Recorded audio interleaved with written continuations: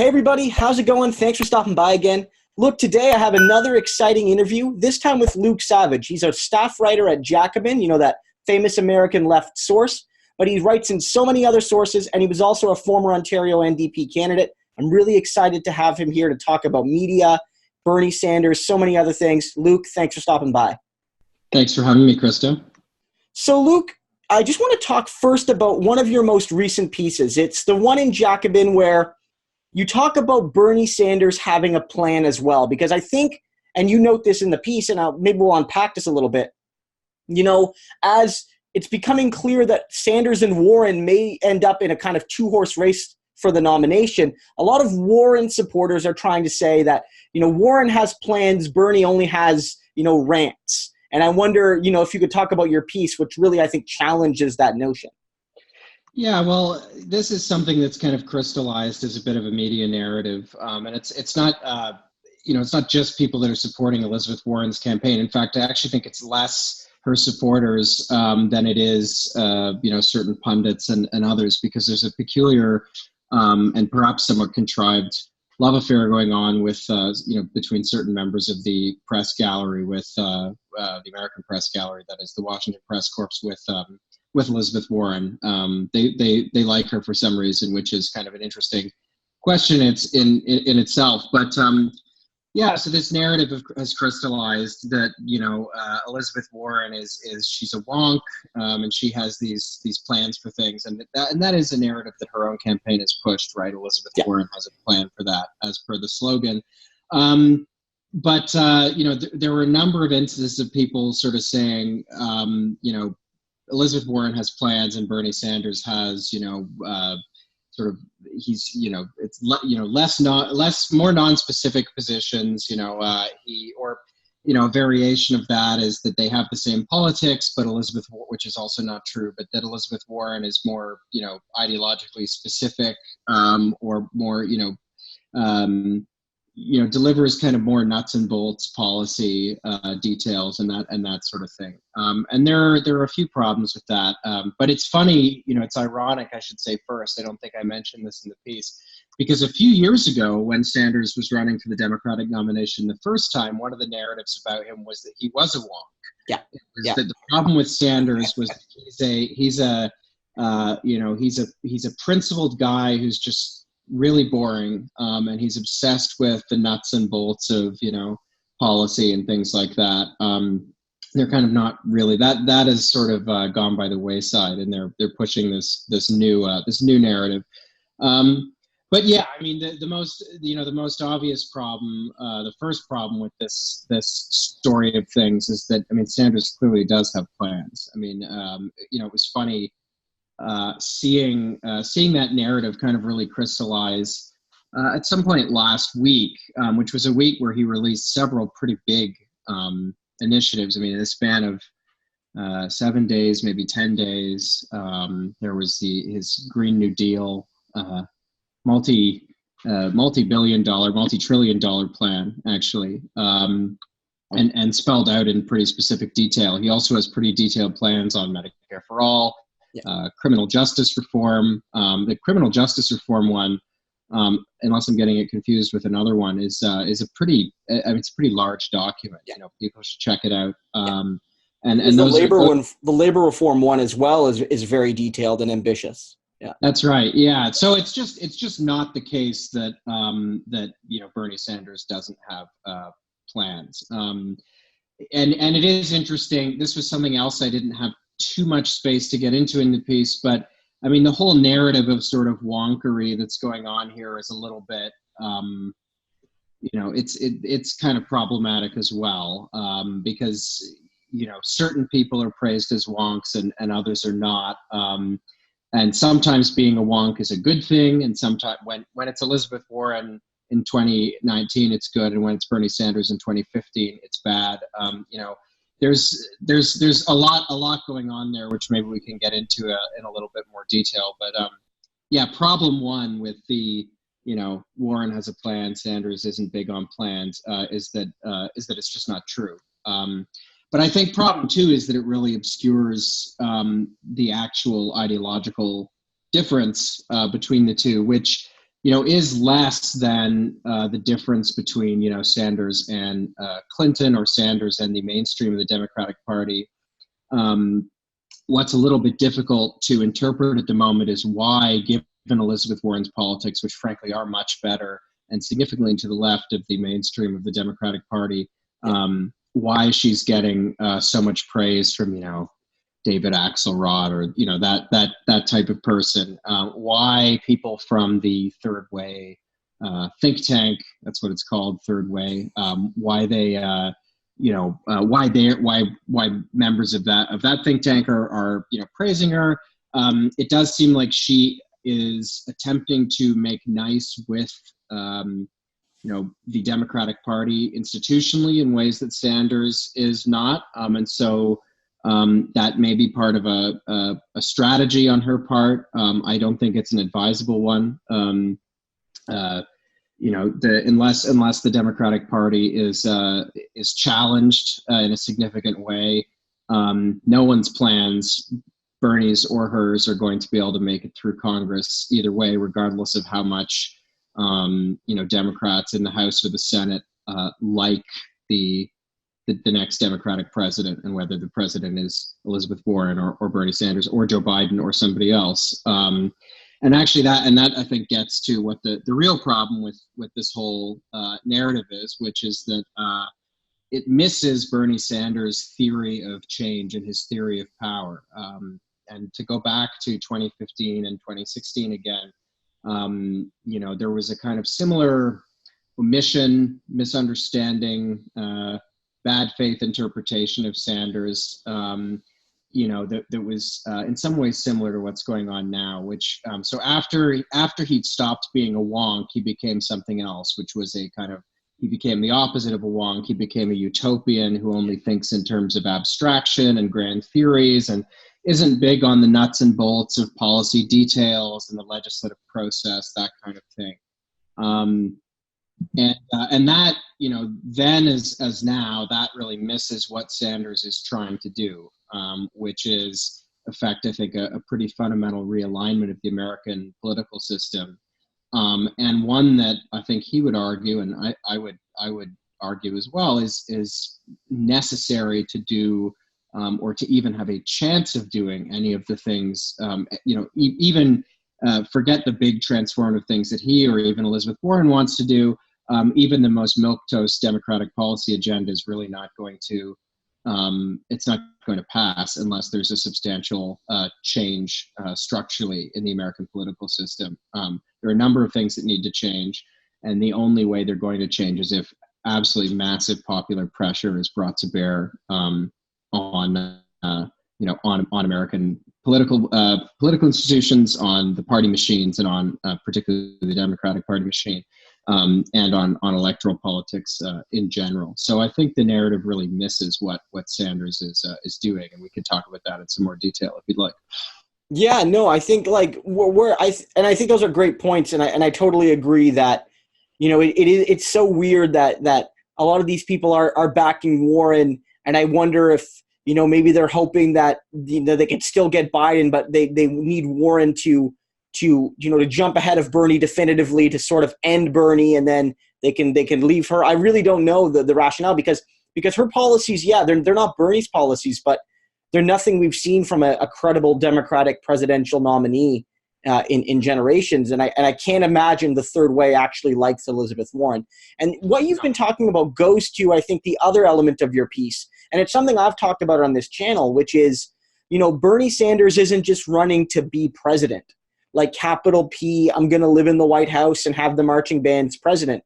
He's sort of like trying to almost weaponize the presidency in like a progressive direction. And that's like where you talk about Bernie Sanders as movement builder, Bernie Sanders as organizer. And I think your piece talks a bit about that too. So I wonder if you could elaborate there, because I think that's another difference between him and Warren. It's not purely policy and ideology. It's also theory of what the president is and does, or should be and should do, right? Mm-hmm. Yeah.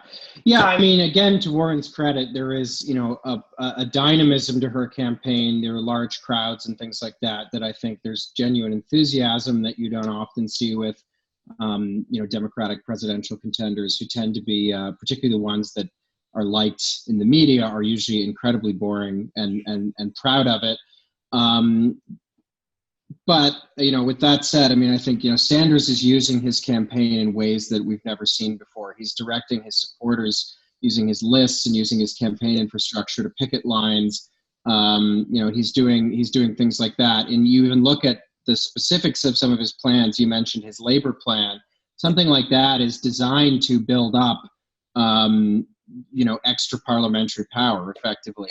It's designed to empower citizens, designed to empower workers. And all of that is going to be necessary to affect change on any fundamental level.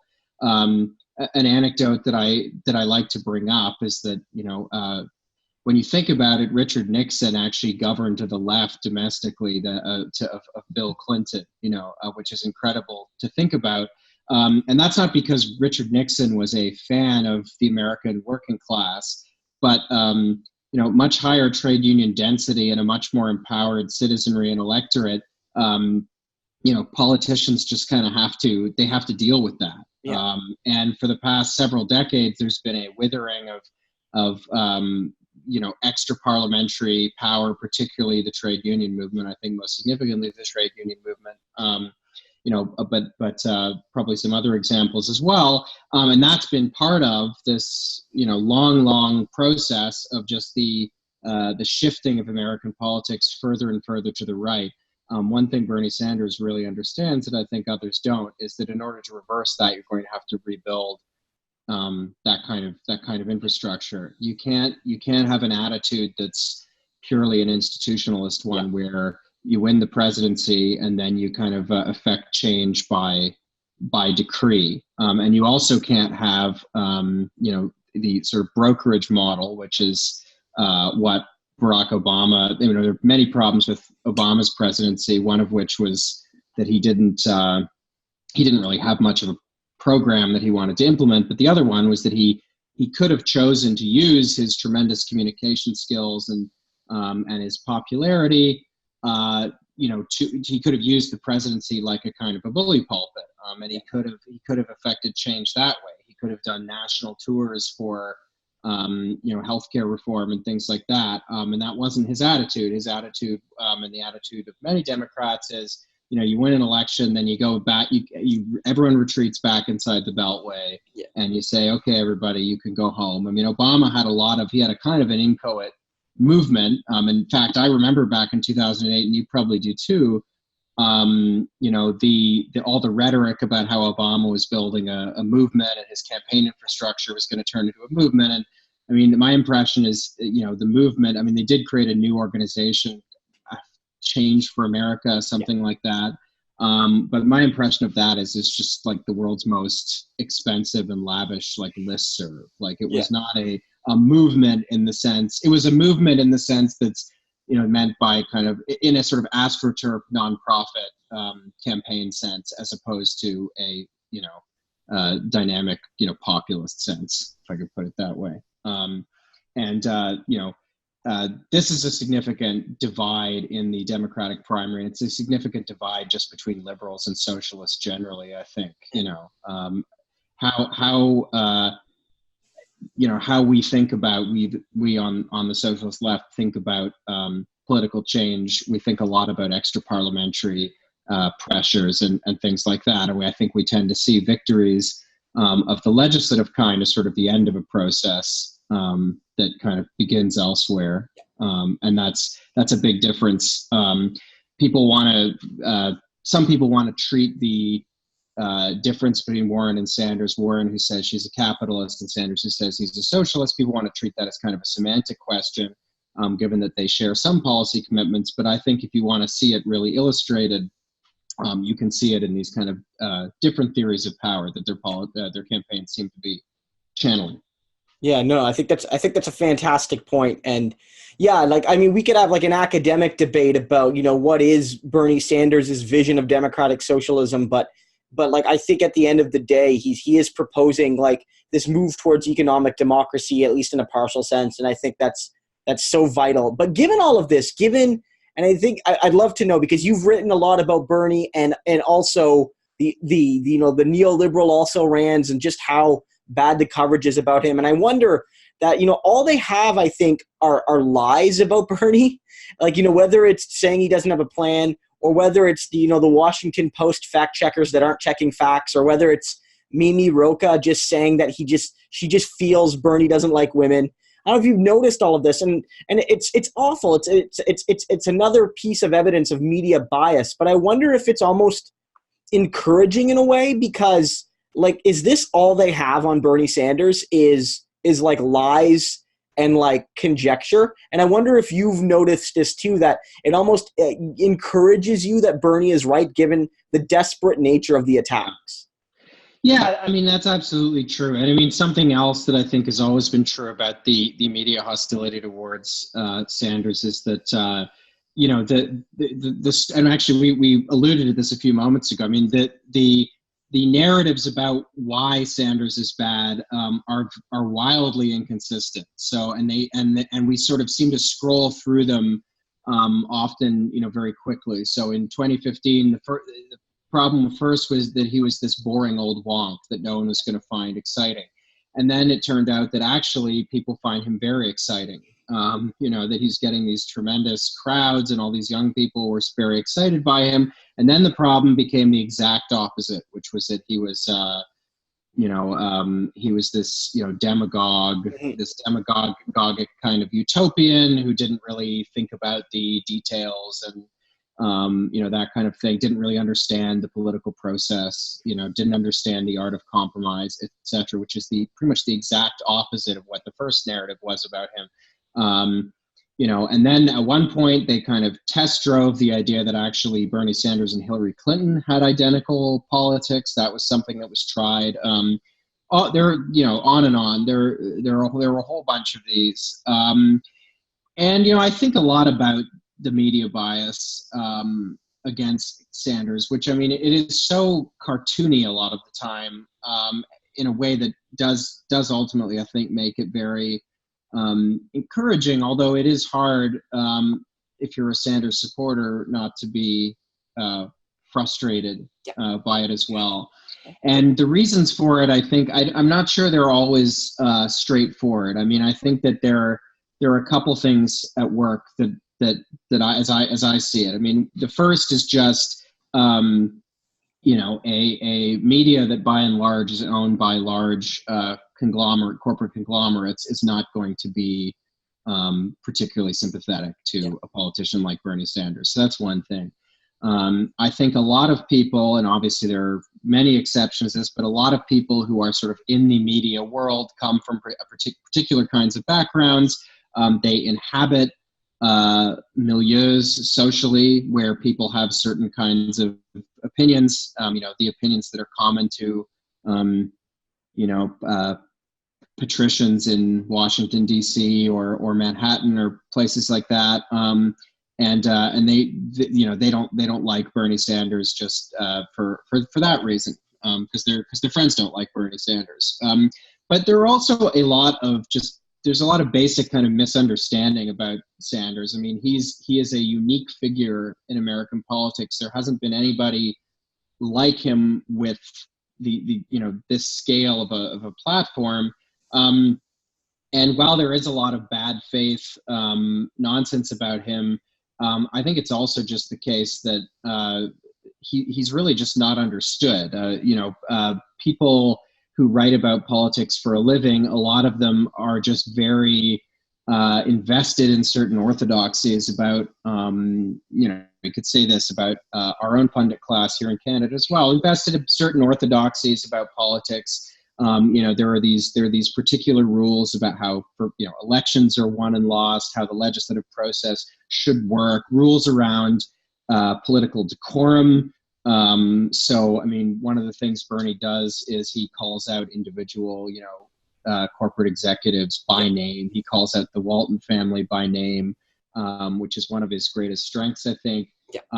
There are things like that that just brush against the political etiquette and the political orthodoxy that the the mainstream media has kind of gradually erected over the past 20 or 30 years. And given all of that, I think the conditions are not good for there being an earnest attempt by the mainstream media to understand a figure like Sanders. Although, I mean, of course, there are exceptions to that. But by and large, I think we could generalize as I just did.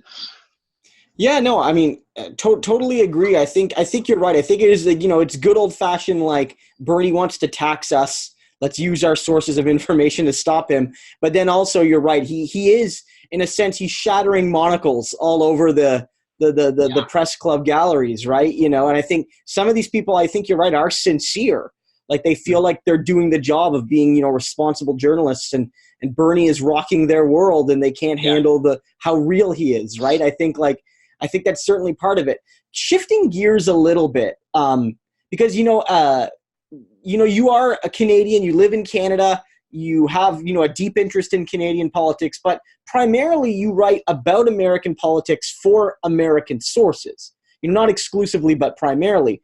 So I wonder if that's given you a kind of special context about the general badness of Canadian media, because I've had to talk to people about this, and I've talked about it on David Dole's channel, who's likewise a Canadian from Toronto who primarily covers American politics, about how the heights of our media maybe aren't as bad as the worst of American media, but the conglomeration and small scope of our media leaves so few like mainstream venues for left writers in relation to the USA, and I don't think a lot of Canadians nor Americans understand that. Like, for instance, I have to often go to the Washington Post to write pieces that are pro-NDP, because, you know what I mean? For instance, right? And Washington Post isn't necessarily a bastion of progressivism, but for Canadian left writers, it is a rare venue to get your voice out there for a source that pays money. You know what I mean?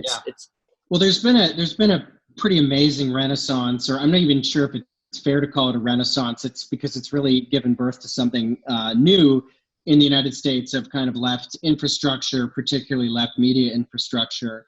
There are reasons why it's easier to do that there than here. And I mean, the simplest one is just that there are more people. It's easier to crowdsource these things. But yeah, it is remarkable, given that we don't have a two-party system in Canada, how much the media infrastructure tends to split along a sort of, Tory liberal binary. I mean, when you think of how few national pundits are, it's not even that I think someone like me would want them to be NDP affiliated. It's just that we'd want them to be, liberal and conservative are sort of the sort of default positions. You can be a sort of center-right Tory, or you can be either a center-right lib or, a center-left lib. And those are sort of like those are the positions that are basically allowed. There are very few kind of, I can't think of really a single sort of current affairs columnist really who writes from a social democratic perspective. I guess the kind of panel shows they have on TV, they tend to have an NDP voice, although that's usually, that's just like, that's very similar to American cable news. There's the social democratic current, we can put it like that way, let alone anything further left than that, really has no representation significantly in the national media. And I suspect that will change at some point, but it certainly can't change soon enough. Yeah, no, for sure. Yeah, it's something I've really started to notice as you kind of see the rise of these major American sources. And this isn't to say, of course, that there's not great journalism being done on the left in Canada. It's just most of them are being done for, relatively small, kind of purely digital spaces. And it's just something so absent in our mainstream media. And I think when you really talk to Canadians that have an exposure to the American side, you actually start to see that for all the problems of the Fox News effect and the American talk radio effect, there's some really good work being done there that we just don't seem to have here yet. And I think people need to realize that. Sort of related to that as well is, again, as a Canadian who covers American politics, like how insufferable has Justin Trudeau and his reception been for you over these last 4 years? Because I know, just as somebody who focuses on Canada, it's been like physically painful. And I have to wonder that somebody who covers the United States for Trudeau, at least among quote unquote progressives down there, continues to have this venerated position. And I'm wondering, like, if how you've tried to teach them the truth that they don't want to hear. You know what I mean? Like, I mean, I think people have started to get it down there. Actually, probably more than up here in some ways. I mean, I think that the American reception to Trudeau, the trouble is, it's actually inextricable from how Trudeau's received here, because one of the great sources of his appeal is simply that other people seem to like him. Which the way that the Canadian media has sometimes covered Trudeau, what they're actually covering is other media in another country covering him. Yeah. And so it's not just that he's getting fawning coverage; he's getting fawning coverage of fawning coverage. There's a couple stages of it, and actually, I think the Liberals themselves are aware of this, because they have a habit. There's somewhat of a pattern of them. Of Trudeau going to international venues and making these speeches, which are then not really mirrored by anything he'll do when he's back in Canada. So, for example, the famous black tie, Hamburg dinner, where he gave a speech at this ridiculous black tie event, amidst all the kind of expensive champagne and stuff about inequality and whatever. It's not a particularly good speech. It's pretty bland, but it was nevertheless covered by the Canadian media. It was kind of received as, hey, well, maybe the next federal budget is going to be, maybe the populist winds are going to be blowing into Canada. Somebody wrote that. And I think that's there's something of a pattern there. Trudeau gets up and he gives these speeches, and the international media treats him as like the, savior of the, liberal West or whatever. And then the Canadian media kind of likes that, and then they cover that. And that colors the way that he's kind of perceived here. And yeah, it's certainly all very annoying, but no more annoying than it is in some ways than how he was at least initially received by the Canadian media, which was almost as bad as he received by kind of the American press. Yeah. What are you going to do? He's an annoying politician.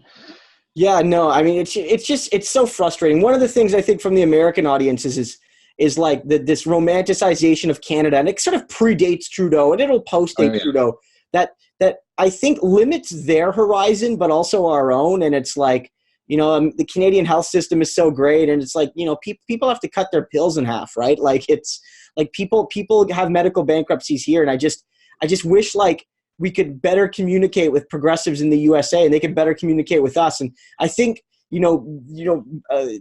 internet is helping with this. Progressive discourse, Canadian writers and American scenes are helping with this to let them know that, like, the limitations that Canada has are basically the same things Americans are fighting for. And I think we're seeing some progress there. So I think you're right. I mean, even Hassan Minhaj, his recent episode of Patriot Act was not a puff piece on Trudeau by any means. I don't feel it was anyway. And I don't think that would have happened 2-3 years ago. I think it would have been a lot softer on him.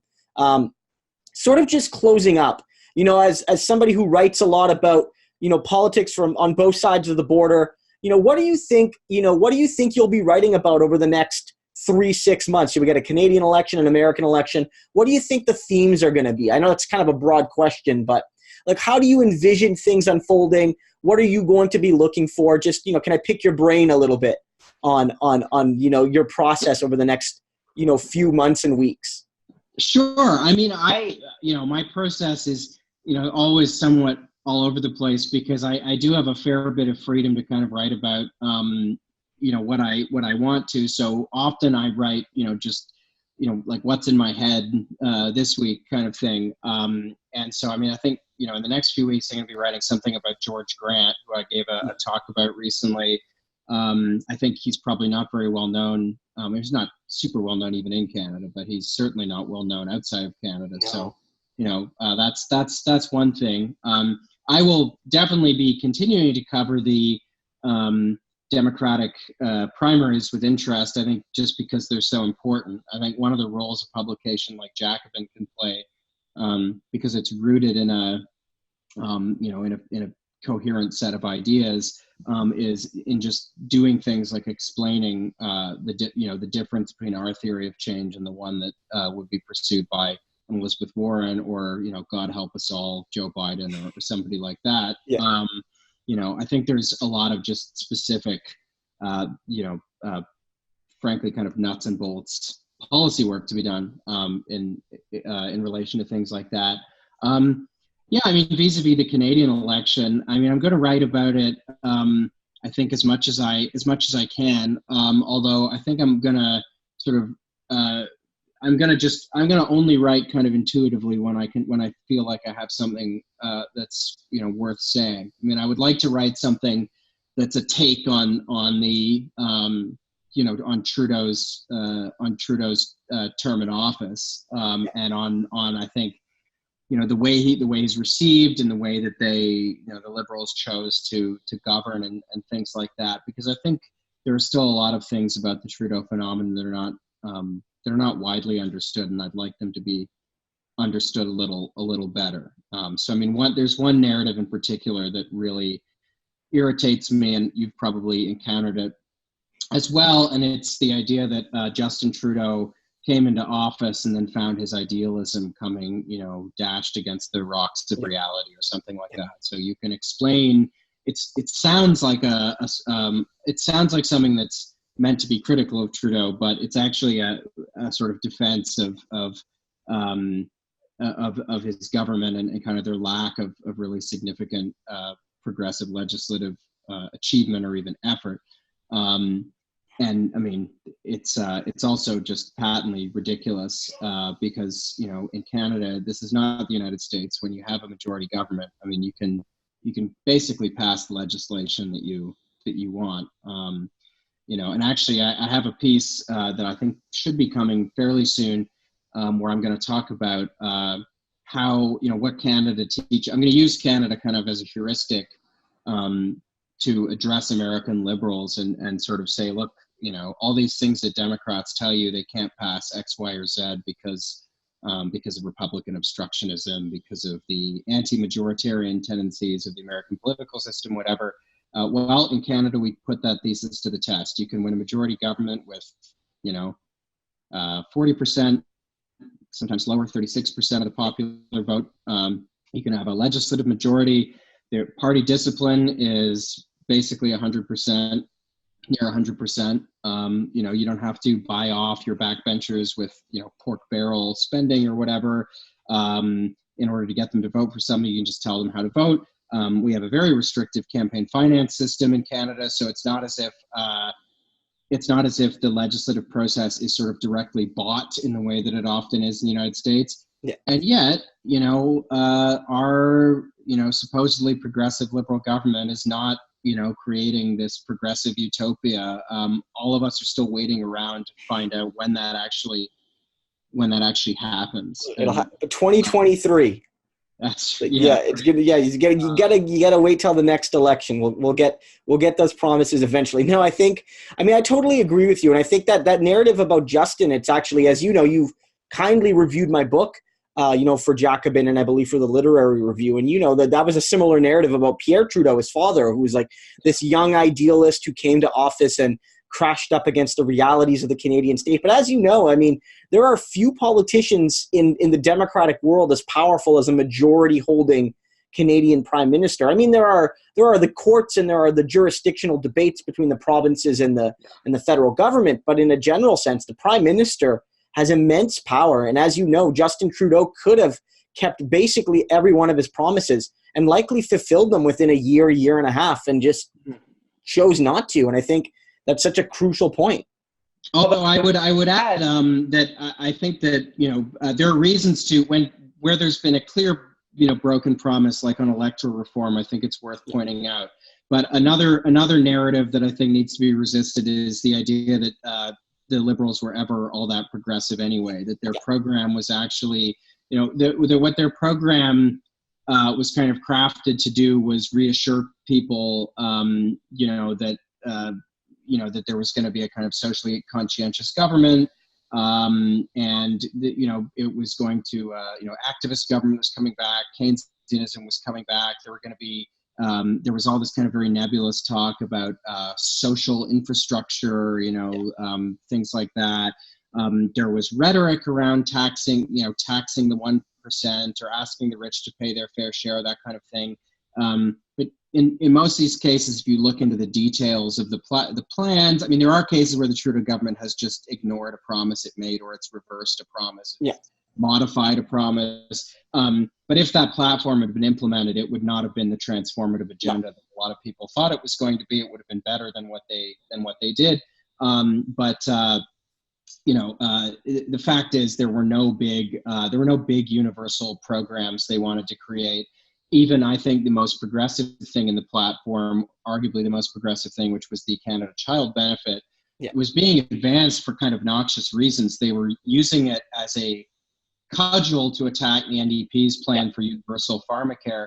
I'm not against those kinds of means tested. I think means testing of universal programs needs to be resisted. I think means testing, cash grants like that is fine. Giving poor people money, giving middle class people money is a good thing. But you don't do it in opposition to the principle of universality. You do it, So if the Liberals had created a universal childcare program and done the Canada Child Benefit, I mean, that's the ideal. That's kind of the ideal package. And so I think it's important to attach those qualifiers as well when we're going into a federal election where presumably the Liberals will run on something somewhat similar to what they did last time, but then they will issue these caveats about like, well, we're realists and, we've done everything that we could. And there will probably be instances where they claim, well, we actually have kept all our promises. And in those instances, it'll be important to push back against that. But I think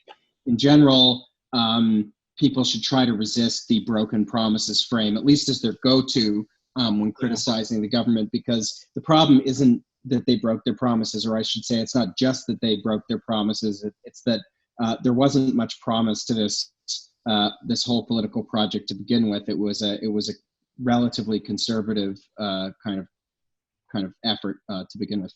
Yeah. So Luke, that was great. I'm just going to, on that's a great note to wrap up on. Before we go, let people know where they can find you. Sure. Well, people can find me on Twitter at Luke W. Savage. They can find me at Jacobin. They can find me at Current Affairs. I've also written for The Guardian, The New Statesman, various other places. I have a podcast, which you can find on SoundCloud and various other streaming platforms near you. It's on iTunes as well, I think. It's called Michael and Us, and it's kind of a culture and politics podcast that has, some ironic Michael Moore branding back from its first season when it actually was a sort of Michael Moore themed podcast. But I promise it's not that anymore. We have a lot of fun there. So if you like podcasts and your podcast app isn't already overloaded with them, check us out. All right. Luke, thanks for stopping by again. Okay. Thanks, Christo. Cheers. Thanks. Okay.